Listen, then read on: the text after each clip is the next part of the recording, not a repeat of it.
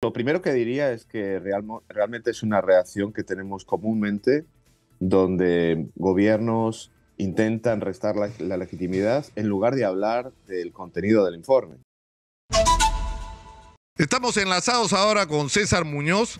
Él es director asociado para las Américas de Human Rights Watch, que es una organización que, como su nombre lo indica, vigila el cumplimiento y la defensa de los derechos humanos en el mundo y en particular en este caso en las Américas. Muy buenos días. Buenos días, es un placer estar con ustedes. Ustedes han emitido, señor Muñoz, un extenso informe sobre la situación de los derechos humanos y en particular en relación, en el Perú quiero decir, en relación a la manera como se manejaron las protestas sociales y políticas de los meses de diciembre y enero.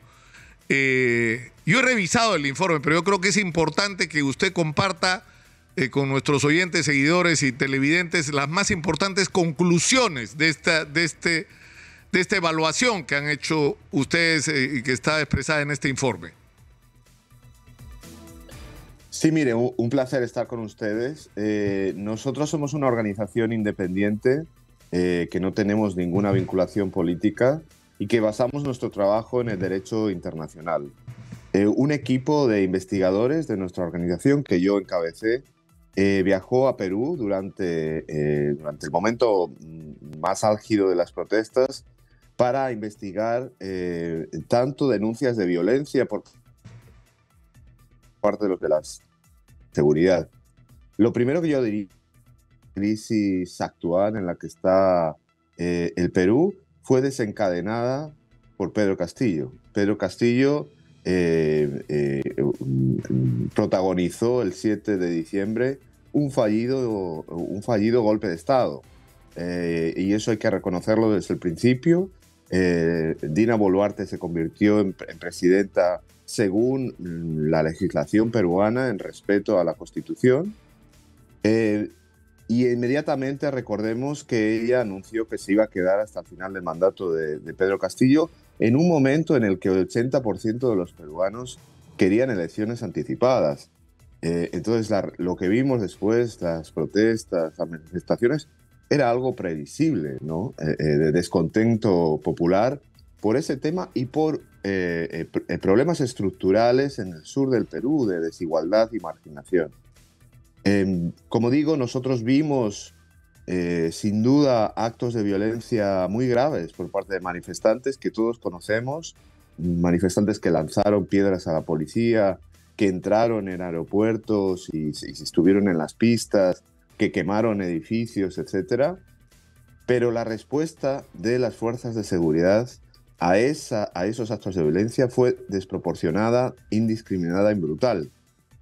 Cuando hay un grupo de manifestantes violentos, la respuesta se tiene que dirigir a esos manifestantes violentos y de forma proporcional a esa violencia. Es decir, no se puede tener una respuesta represiva contra la manifestación total, contra todo el mundo. Y eso es lo que vimos acá con el saldo lamentable de 49 personas muertas y más de 1.000 heridos. Ahora, el tema y la gran interrogante en este momento, bueno, por lo menos no para mí, ¿no? Porque para mí está claro, pero el gobierno pretende atribuirle la responsabilidad por las muertes de manera individual a quienes apretaron el gatillo, ¿no es cierto? Como lo que hubiera ocurrido acá es que individuos se tomaron por su cuenta la libertad de hacer uso de armas que no debían usar, de municiones que no debían ser usadas o de disparar de manera indiscriminada contra manifestantes que incluso, por todos los reportes que hay, en algunos casos ni eran manifestantes, porque ha muerto gente que ni siquiera estaba participando en las manifestaciones, o gente que, como dice el reporte de ustedes, participaba en manifestaciones pero no se había podido acreditar que habían o participado en hechos de violencia reprobables o significaran una amenaza para los policías o militares.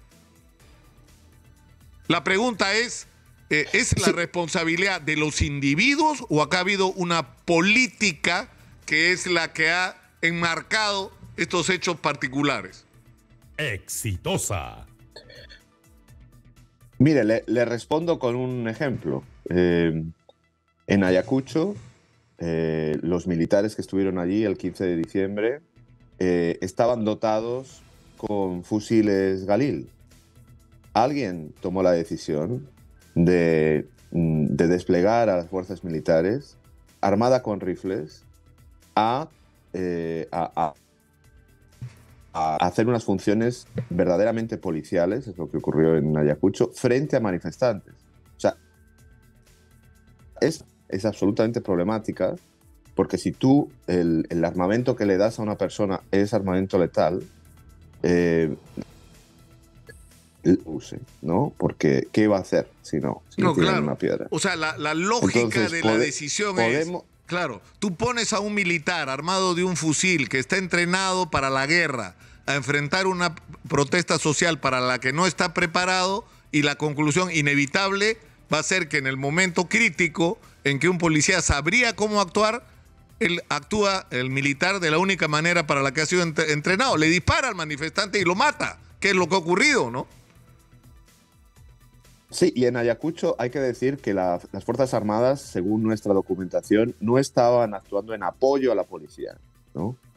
Ellas actuaron independientemente, o sea, hubo acciones de estos efectivos militares donde no estaba la policía, y eso la propia policía de Ayacucho, el comisario nos lo dijo, y lo documentamos a través de tanto de testimonios como de vídeos que revisamos 37 horas de vídeo de protestas en Perú.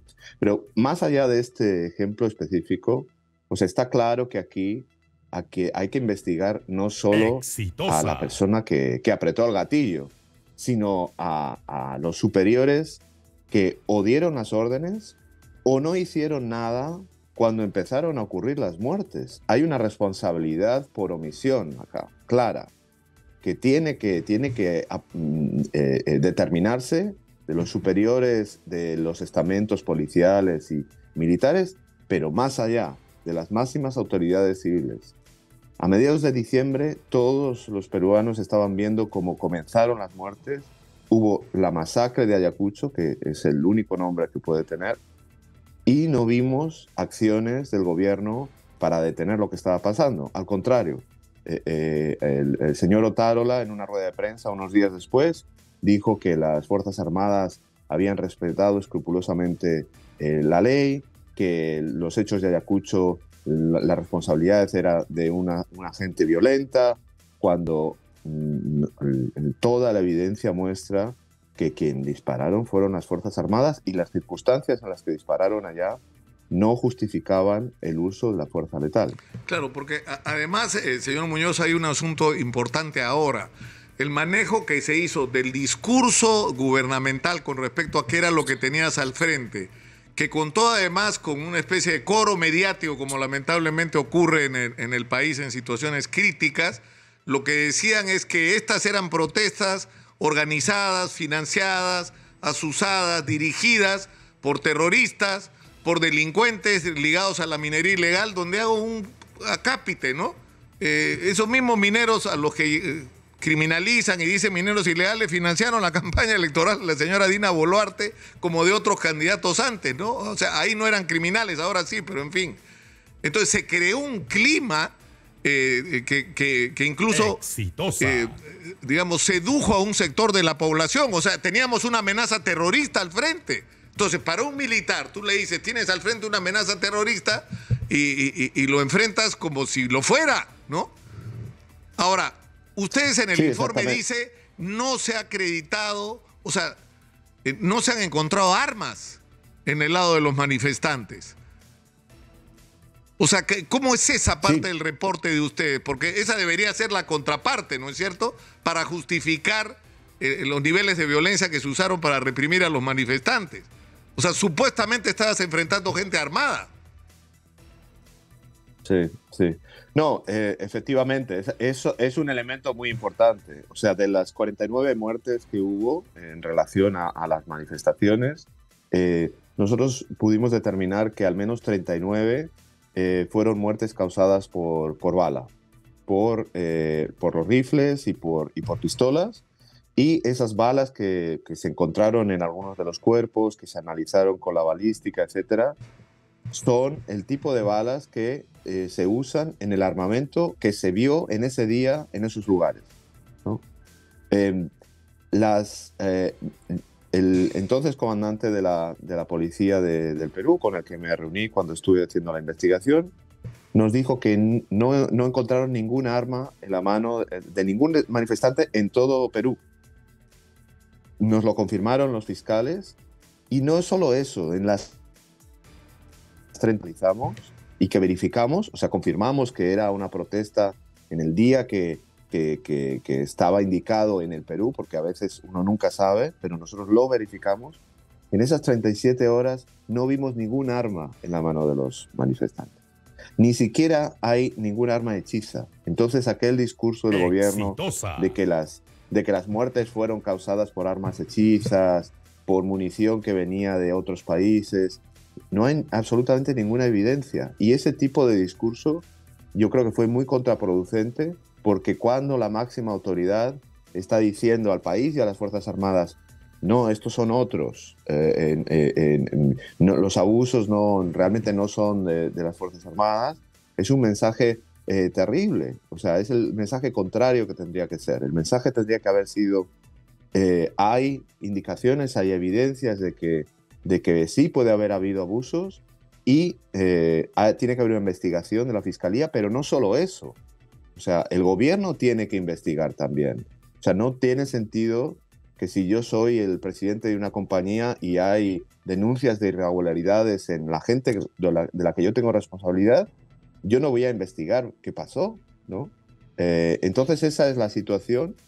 Y el elemento adicional que yo añadiría es que hubo 5 casos, por lo menos, que nosotros determinamos en que las muertes fueron causadas por perdigones de plomo, que están prohibidos, la policía no los puede usar, pero fueron usados, y está, digamos, el análisis de los restos de los perdigones que se encontraron en los cuerpos, y ese es el tipo de munición que mataron en 2020 también, por parte de la policía. Señor Muñoz, la presidenta Dina Boluarte ha respondido. Tenemos un extracto de lo que dijo y yo quisiera, por favor, que escuchemos su comentario al respecto. Vamos a oír parte de lo que dijo Dina Boluarte sobre el informe de Human Rights Watch. Adelante, por favor. Respecto de la ONG que acaba de sacar ese informe, es eso, es una ONG.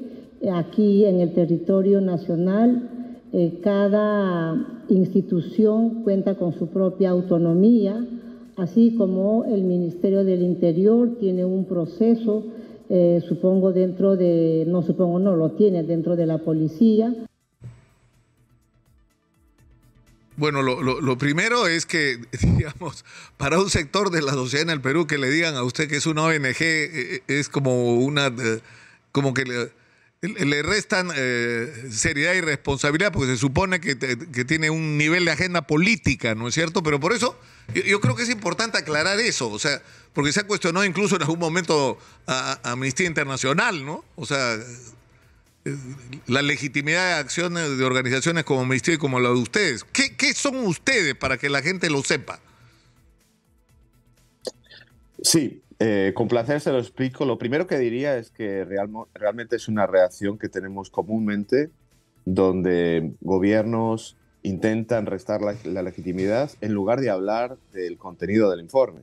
La presidenta no habló del contenido del informe, simplemente habló de nosotros, ¿no? Nosotros somos una organización internacional que se dedica a vigilar la situación de derechos humanos en el mundo, y nuestro trabajo está basado en la investigación en el terreno, que es, como les he descrito, lo que hemos hecho.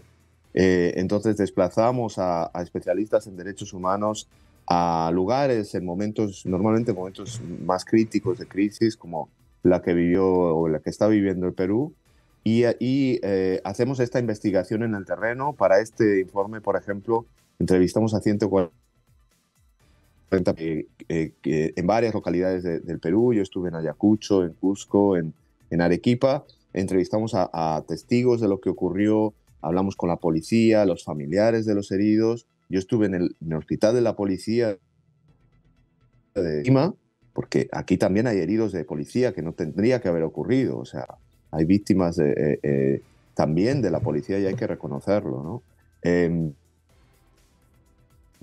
Una comprobación de toda esta investigación y la publicamos. Pero lo que diría es que nosotros, es verdad, somos una ONG y lo que es necesario aquí es una investigación a profundidad que desvele la verdad, ¿no? Para que le diga a los peruanos qué ocurrió acá, por qué hubo estas muertes, cuáles son, digamos, las razones que llevaron acá, con un análisis completo de la documentación interna del gobierno, de los expedientes fiscales, etc. Por eso nosotros estamos recomendando que la presidenta invite a una comisión de expertos internacionales independientes para hacer ese trabajo. Ese tipo de comisiones, que es una especie de comisión de la verdad, digamos, para explicarlo en términos más fáciles. Ha habido en Bolivia, por ejemplo, hubo una en Nicaragua y en México, y tuvieron unos resultados muy positivos porque presentaron unas sociedades con un análisis imparcial de hechos graves de violencia, ¿no? Y creemos que sería muy pertinente aquí que ocurriera. Ahora, yo tengo acá el texto de la presentación que tienen ustedes en las redes sociales sobre lo que son, y una de sus definiciones es: somos independientes. Y lo que dicen es: para asegurar nuestra independencia no aceptamos fondos de gobierno de forma directa o indirecta, o apoyo de ningún donante privado que pudiera comprometer nuestra objetividad e independencia. No apoyamos causas políticas, somos apartidistas y mantenemos la neutralidad en los conflictos armados. Ustedes son financiados por aportes de personas y de instituciones. ¿Quién financia Human Rights Watch? Efectivamente, nosotros no tenemos ningún dinero vinculado a ninguna de las agencias de la ONU, porque recibir dinero de algún gobierno, aunque sea indirectamente, ¿no? Nos puede comprometer la independencia. Entonces no hacemos eso. Entonces nos financia donantes en el mundo, individuales, que donan su dinero. Incluso no aceptamos dineros de todo el mundo, en realidad, porque, por ejemplo, si estamos haciendo una investigación de una empresa de tecnología, no vamos a aceptar dinero vinculadas a esa empresa, porque eso comprometería nuestra independencia. Nosotros analizamos los derechos humanos sin ningún, digamos, sesgo político, porque en realidad los derechos humanos no son de izquierda ni de derecha. Los derechos humanos son unos principios fundamentales basados en el derecho internacional que se aplican a todas las personas en todo el mundo, y da igual si uno es de derecha o de izquierda, eso es absolutamente irrelevante. Ahora, ustedes en el informe hablan, por un lado, de la muerte del suboficial Sonco, pero hablan también de las muertes ocasionadas por los bloqueos. Sobre eso, ¿por qué no nos resume, señor Muñoz, lo que ustedes sostienen? Sí, sobre los bloqueos provocaron graves desabastecimientos en algunos lugares puntuales. Yo cuando estuve en Cusco, por ejemplo, pues había una gran escasez especialmente de combustible, por ejemplo. Y es muy preocupante que en los bloqueos, en algunos de ellos, no dejaran pasar ambulancias, por ejemplo, ¿no? Eso no debería ocurrir. O sea, realmente esos insumos básicos deberían poder pasar en esas manifestaciones. La Defensoría del Pueblo registró 11 muertes vinculadas con los bloqueos de personas que estaban en ambulancias, que no llegaron al hospital y después murieron, o de accidentes de tráfico vinculados con esos bloqueos. Y hubo un caso muy grave también en Desaguadero, donde 7 migrantes haitianos, incluido un niño, se quedaron atrapados allá, básicamente, porque no podían salir porque las vías estaban bloqueadas. Y es un lugar, como ustedes pueden saber, con mucho frío en la noche, eran personas en situación de vulnerabilidad que acabaron muriendo por enfermedades respiratorias allá. Entonces, esas situaciones ciertamente tienen que ser investigadas por la Fiscalía. Y el caso del suboficial Sonco, ustedes también lo han investigado, ¿no es verdad? Sí, nosotros, muertes, incluida la muerte del suboficial, yo diría que es una muerte en unas circunstancias que todavía no están muy claras, porque ocurrió a más de 3 kilómetros del lugar donde estaban siendo las protestas. Lo que ocurrió fue que él estaba con un compañero de otro policía en una patrulla, fueron parados en un lugar, les sacaron del carro, les agredieron, el otro policía consiguió escapar y el suboficial fue asesinado, según la autopsia, por un golpe con un objeto contundente que posiblemente podría ser una piedra, y después sus restos fueron encontrados calcinados, como la gente sabe. Ha habido detención en ese caso de personas que aparentemente están vinculadas con un grupo criminal en la zona. Entonces hay que determinar realmente cuál fue la motivación de ese incidente absolutamente lamentable. De acuerdo. Ahora, para terminar, señor Muñoz, Naciones Unidas emitió un reporte, estos que hacen regularmente, sobre los cumplimientos con respecto a las políticas de protección de derechos humanos. Ustedes, bueno, Amnistía ha expresado también su opinión o sus juicios o ha transmitido la información que han podido recopilar. Ahora sale este informe de ustedes, pero un informe que podría complicar políticamente la situación es el de la Organización de Estados Americanos, que nombró una comisión especial que visitó al Perú y que entiendo en los próximos días emitirá el informe, porque, digamos, ustedes son una organización independiente, el gobierno puede atender o no su pedido, ¿no es verdad? O sus llamados de atención, porque ustedes hacen una lista de recomendaciones al final del informe. Pero en relación al tema de la OEA, la cosa es distinta, ¿no? O sea, nosotros somos miembros de la OEA, tenemos compromisos con la OEA y hay ciertas reglas de juego que todos deberíamos cumplir si somos parte de la OEA. ¿Qué implicancias puede tener si el informe tiene como... exitosa? Se conoce de lo que se sabe hasta ahora, que va a ser igual o más severo incluso que el de ustedes, señor Muñoz? Mire, tendremos que ver las conclusiones de la Comisión Interamericana. Es un organismo muy importante del sistema interamericano de derechos humanos que estuvo en el Perú, entiendo que estuvieron en diciembre y después en enero, y ciertamente están, por lo que nosotros sabemos también, van a publicar su informe en los próximos días, y será muy importante que el gobierno se tome en serio lo que dice ahí, y ese informe obviamente es distribuido a los miembros de la Organización de Estados Americanos, a otros gobiernos. Pero para mí lo más importante es la respuesta que tiene que dar el gobierno a los peruanos. O sea, estamos ante hechos lamentables y no basta solo con decir que investigue la Fiscalía. Eso realmente no es suficiente. O sea, es necesario primero reconocer que hubo los abusos, mandar un mensaje claro a las fuerzas de seguridad de que cualquier violación de derechos humanos no es aceptable.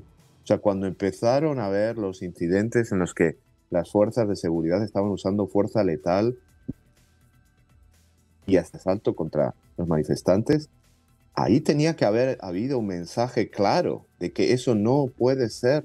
O sea, no podemos tener, por ejemplo, como en Ayacucho, una muerte donde la bala que mató a la persona fue disparada a 90 metros de distancia. O sea, esa persona no representaba ningún peligro para el militar que le disparó.